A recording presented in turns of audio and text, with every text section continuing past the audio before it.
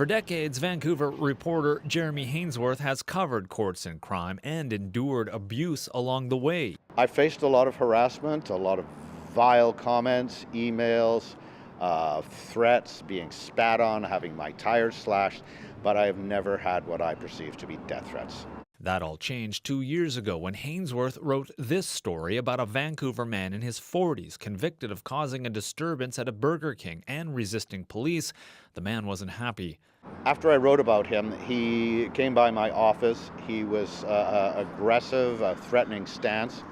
I did not engage. I went back inside. Then the emails started. I received an email that said he hoped we all died terrifying deaths and that he wanted to watch. That left me terrified. Hainsworth called police. Officers then asked the man to stop.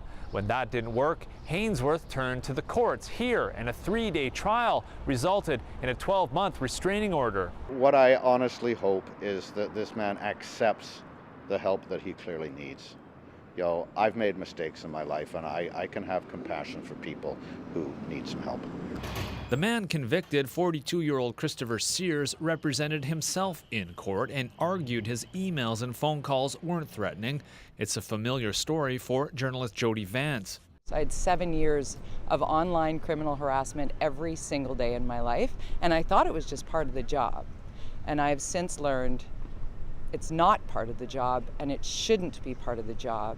Vance also turned to the courts. Her story ended in a guilty plea for criminal harassment from a 53-year-old man, but she's still in court with a civil suit seeking damages. She hopes her case will eventually help improve working conditions for others. I want to protect those who want to be a part of a free press in this country. We know how important that is.